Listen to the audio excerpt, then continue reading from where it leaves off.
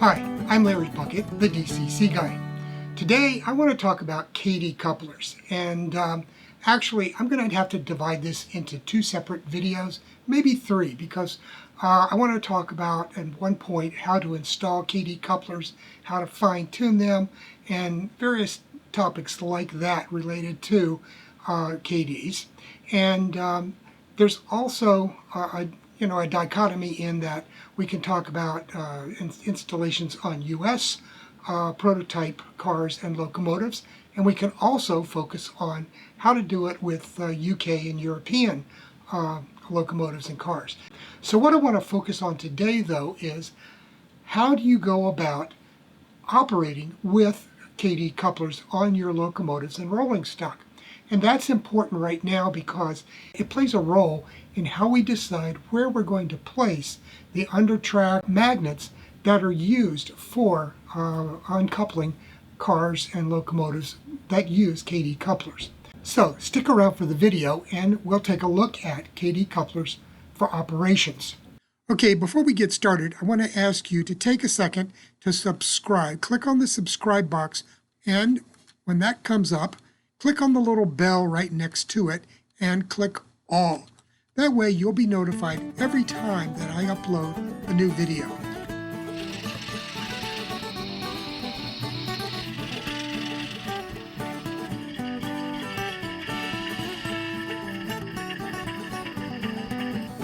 Let's just begin by looking at a couple of magnets that you can use with Kadees and other similar types of magnetically activated couplers based on the Kadee design. And that includes the Bachmann Easy Mates, I believe they're called, and BLI makes their own. A lot of these different companies produce their own knockoff versions of the Kadees. Walthers has their version, and to be honest with you, I tried using them and mixed in with my Kadees. They don't work very well. They don't work that well with each other, to be honest with you, when it comes to magnetic uncoupling. So I've gone back. I only use Kadee magnetic couplers now. And the rest of them, I've got a big container full of them that I've been collecting over the last few years, and you'll probably see them appear on eBay in the near future. Okay, so what I want to do then first is show you a couple of the magnets that I've used for use in operations on the layout. And here's one. Sorry about the glare from this. This is a Bachmann Easy Mate magnet with a brakeman, and you can see the little HO scale brakeman here that you can use along with your train sets. I have a whole drawer full of these too.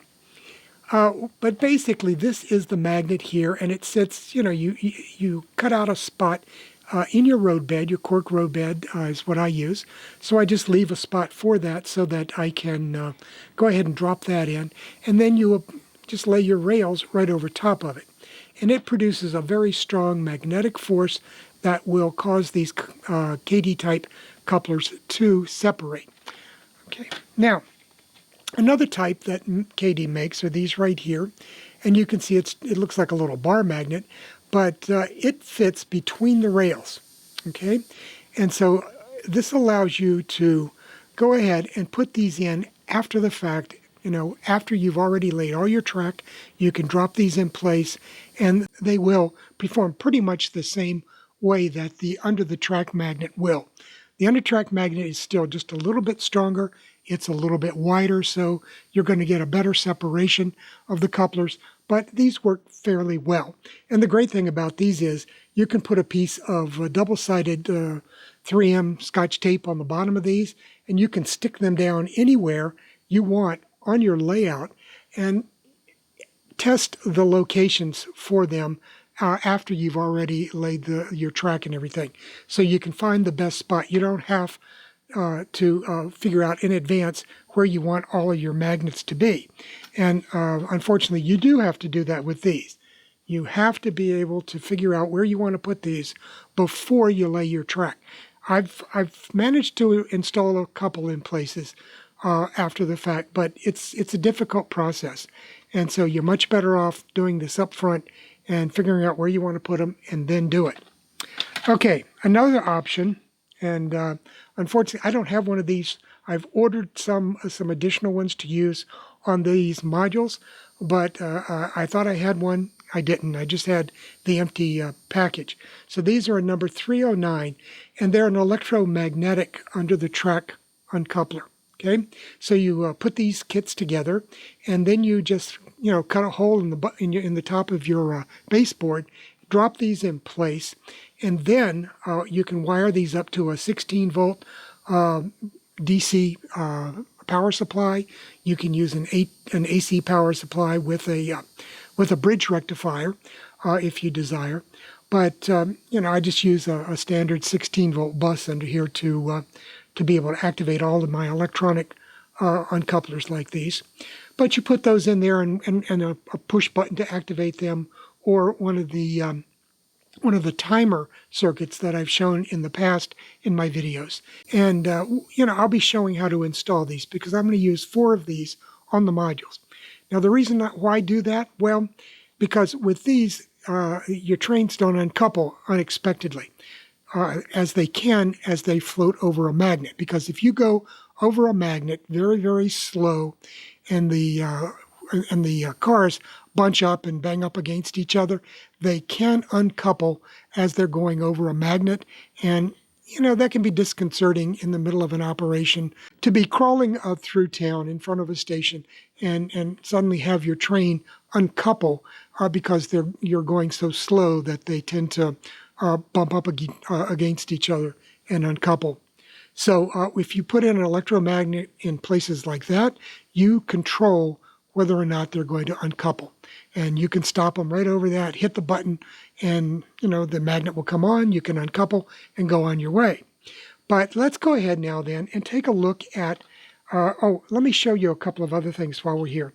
Now, one thing that you can use is a thing called a coupler pick. And I've got 2 here to show you. Now the yellow one right here is made by Kadee, and you can see it's got a little point right here on the end. And the way these work is you insert these, let me get that off the magnet, you insert these down and into the coupler opening, and you can see they uncouple. And that's how a pick works.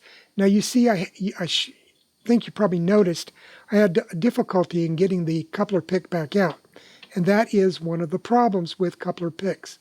They can get stuck in the couplers themselves, and you can end up raising a car off of the rails. You can also do what I was just showing you. As you push down, if it's a very light car, you can bounce them off the rails as well. So coupler picks I don't like that much. Another problem with coupler picks is people tend to lose track of what they're doing, and in trying to go back to another track in behind the string that's in front, you can knock cars over like that, and you can break scenery, you can knock handrails off of locomotives, you can do lots of things. I have a friend who has a very large HO scale layout, and we used to operate on a regular basis. It hasn't been operated in probably 6 months now. But at any rate, he has told me on a couple of occasions that after each and every operating session, he has to schedule a full day to fix all the things that people break during the operating sessions. And that's scenery, trees that get broken, fences that get broken, signs along the railroad right away that get broken as people inadvertently hit things.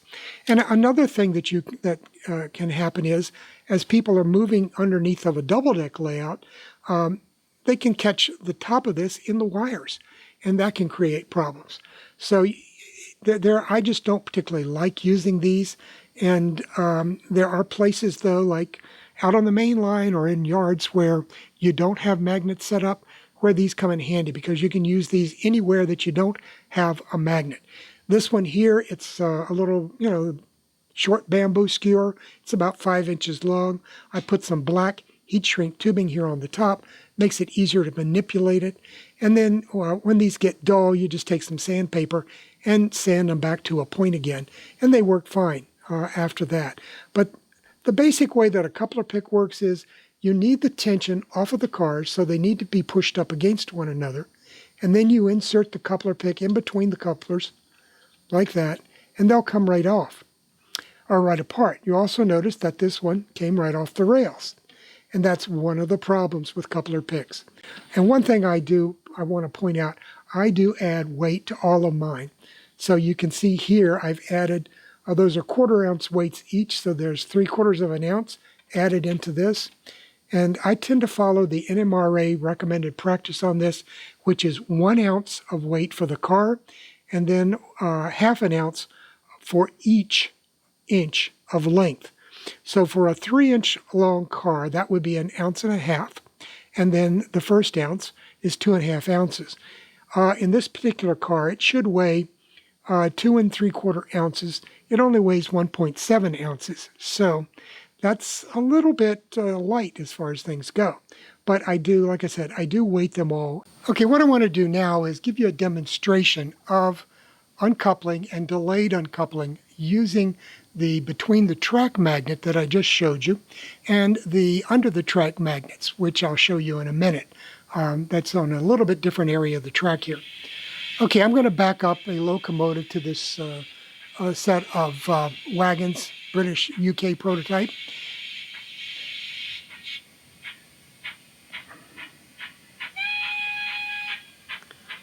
I'm going to turn this off in a minute because it's going to be too loud.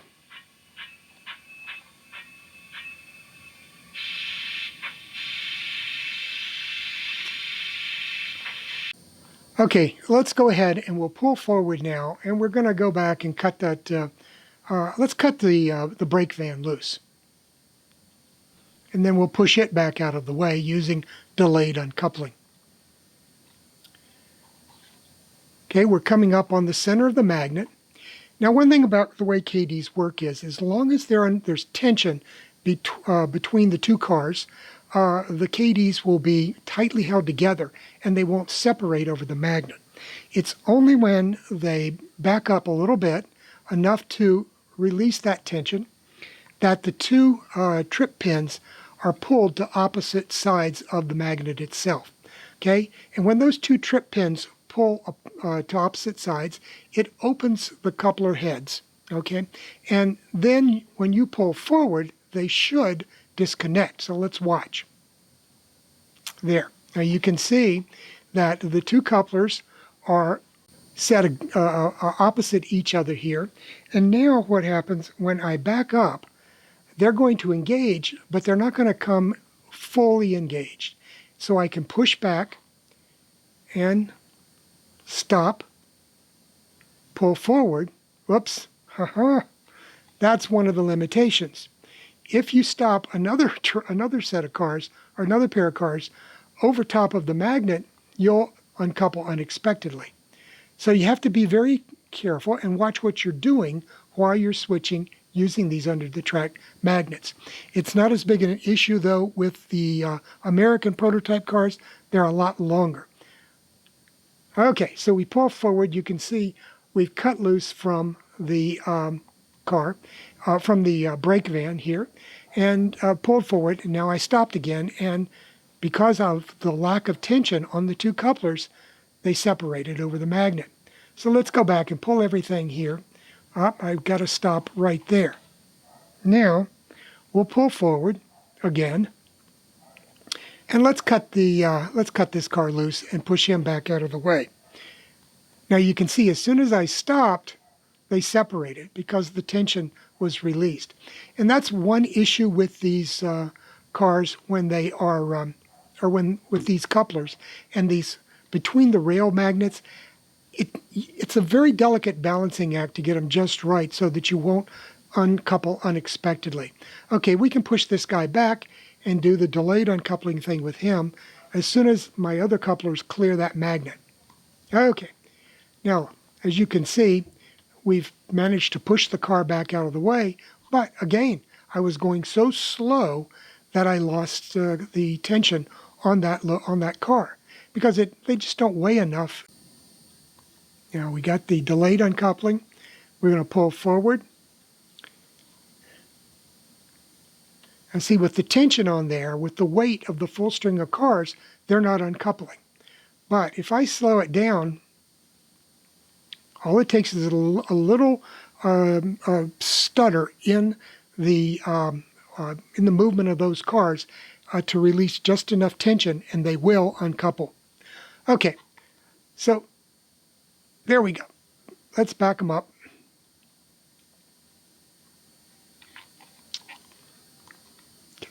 Uncouple, do the delayed uncoupling, push back, cut the string loose, and pull forward. Okay, and I've done all that without touching it a bit. But there are, like I showed you, there are a few things that can happen. You can have that type of unplanned uncoupling. Now, let me go ahead. What I want to do is move onto the other track behind us where that southern locomotive is sitting, and we'll go ahead and do the same type of uncoupling maneuvers with one of the hidden under the track magnets. Okay, like I said, let's take a look at the under the track magnet, and this is the Bachmann version. And let me point out that I just ordered a bunch of these to use on this set of modules, and I found out the Bachmann, I was able to find it at $5 each. And then I remembered that Kadee makes one just like it. So I looked up the Kadee price, and it was $3.50 each. So I ordered 7 of the Kadee versions and not the Bachmann versions. The Bachmann used to be $3 each, and they have really gone up in price lately. So you can see all I've done here is left a gap between the 2 pieces of cork roadbed, and I've inserted my magnet in place between those 2 sections of roadbed, and then laid my track directly over it. And they're designed for that type of installation. Now, for anybody who might be thinking about laying their track directly on the foam or the plywood or whatever, that's going to mean that you're going to have to cut out a spot, an opening for your magnets. So, that's another advantage of using cork roadbed like this, or any type of roadbed that at least allows you to elevate the track prototypically and install the magnets. Okay. Let's go ahead and I will show you delayed uncoupling using this kind of magnet. Okay, let's go ahead. I'm going to zoom out just a little bit. Well, let me go ahead first, and let's take a good close look at how this under the track magnet works as far as separating a couple of Kadees. So I'm going to pull the locomotive and the car forward first, and we'll watch as they stop over that magnet.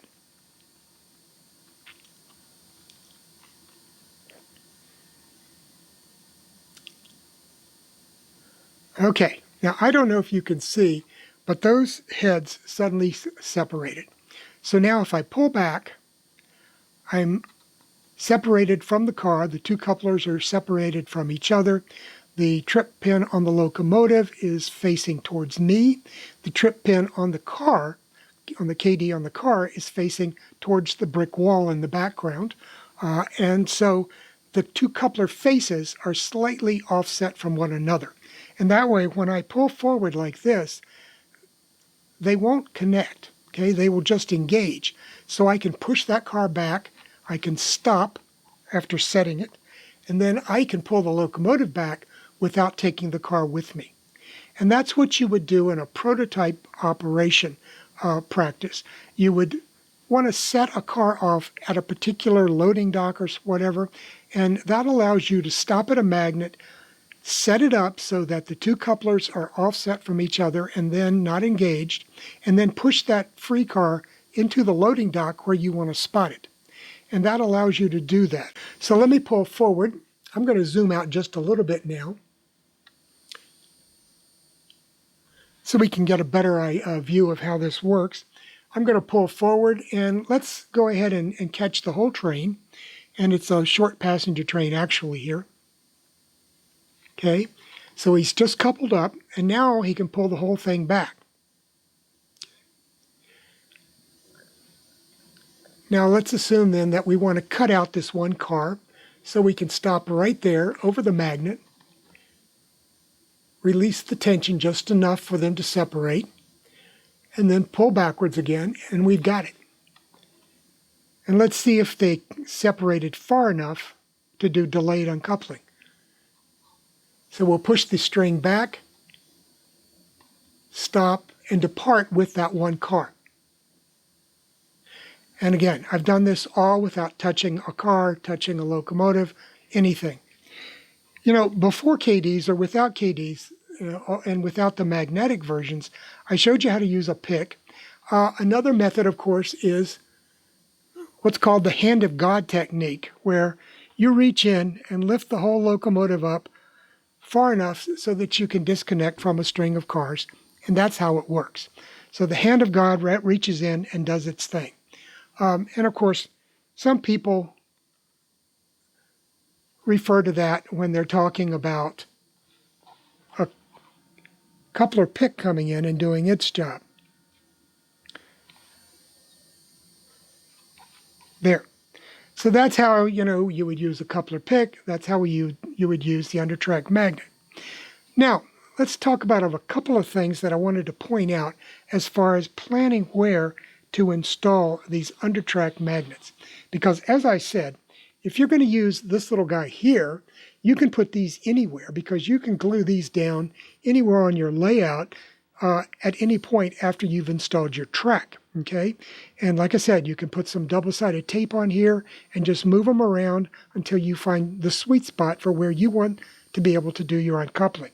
And that's one way to do it. And of course, I did talk about using the coupler picks, which give you a great flexibility. But if you're going to install these kind of under-the-track magnets, one thing you have to be aware of is that you can't use these on any curvature because the two Kadee couplers have to be able to disengage and swing in opposite directions, okay? Because that allows the two to swing apart far enough so that they can then be pushed back together without connecting, just enough so that you can do the delayed uncoupling. Also, if you're on enough of a curve, it is possible that you won't even be able to uncouple at all using the magnet because, again, the coupler heads won't be able to disengage enough to even uncouple under those cases. You need to be far enough away from a curved section of track so that your entire locomotive can be on straight track and facing on a line parallel with your other cars, okay? So that the two coupler faces are going to be perfectly lined up with one another, and you're not going to have failure to disconnect. Now, this can be a problem on turnouts as well, particularly in yards where you're going up a ladder or something of that nature, because as the locomotive is going through a turnout, it's going through a curve, okay? And so if you are pushing a car into a track and your locomotive is coming through the frog, it's still on a curve. So with any type of turnout situation, you have to allow the locomotive to come up far enough so that it's past the edge of the turnout, okay? And it is fully straightened out. And that's also very true on any small amount of curvature. So let me go ahead. I'm going to set up the track plan and try to demonstrate that or show you that in a little bit better clarity. Okay, so here is my the UK version of the track plan, and I will be reloading the sample track plans on my website, www.dccguy.com, and you can go there and download a PDF version of the track plans, both the US and the UK. And the reason I'm going to reload that is because I will add the locations of all the magnets on there so that you can take a look at those right up. I'll also point out that you'll notice here that if you compare this to the original track plan, the original track plan had this crossover going this way and the track going out here. A couple of viewers mentioned to me that in the comments that in most UK situations, this main track going past the station would go straight through without crossing any crossovers or switches. So for that reason, I went ahead and set it up so that the bypass track here, the runaround, goes through the two crossovers, and the main track goes straight through. Okay. Now, as I told you, you don't want to have a permanent magnet designated as M located on a main line, because you don't want a train, a slow freight or a passenger train creeping into town and suddenly disconnect here and then have to recouple and pull it forward and play little games like that. So what I've done is right here, here, here, and here are the locations where I am going to put the electromagnetic uncouplers, so that we'll be able to disconnect from the train if we need to, and do switching or do a runaround if it's a passenger train that is going to go back in the direction that it just came from. Now, the magnets.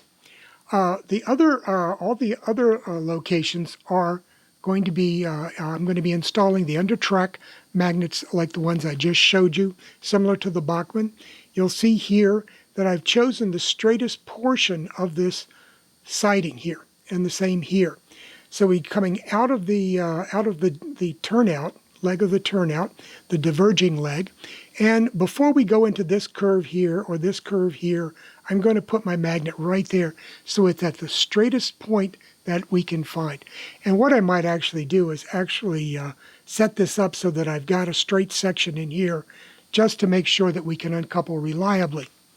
But that's the position that I would put these, about at least a full locomotive length up past the frog there, and here as well.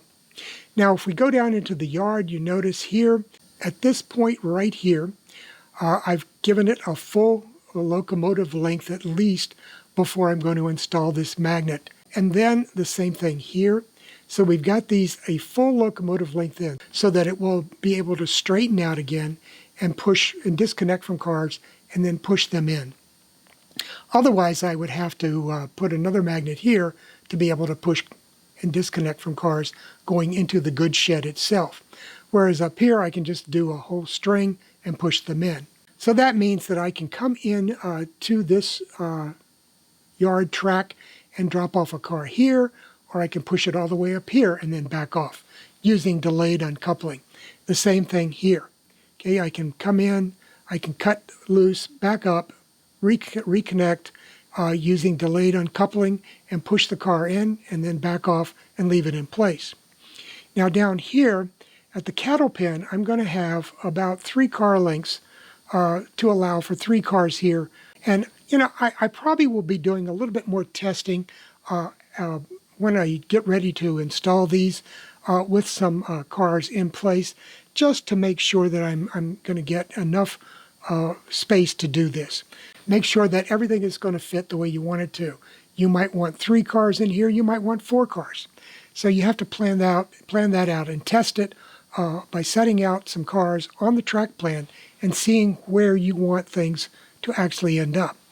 Now, you also have to be aware that if you're only going to spot 1 car down here at the coal or at the gas works or the coal dealer, then you can come down here, hopefully, and have enough room for a locomotive and 1 wagon so that you can go in here and drop 1 off here and spot the car, or go all the way in here, spot a coal wagon or a coke wagon, and then back off.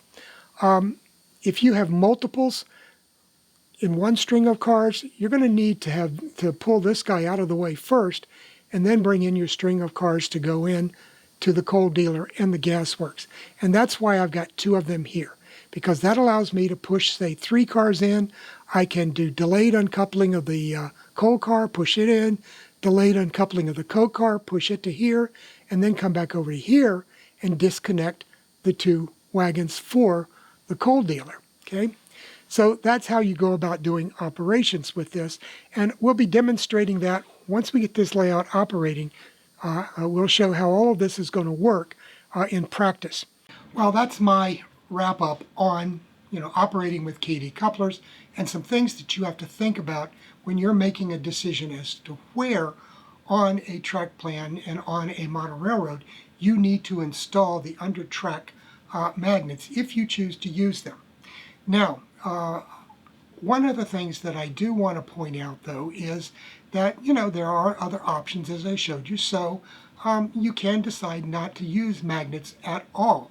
And I know a lot of people, I operate on a lot of model railroads that don't use them. They use the coupler picks. And I told you during the video why I don't particularly like coupler picks. I've got them here on the Piedmont Southern simply because there are places where it is more convenient to actually use a pick, but I don't like using them for the reasons that I said earlier.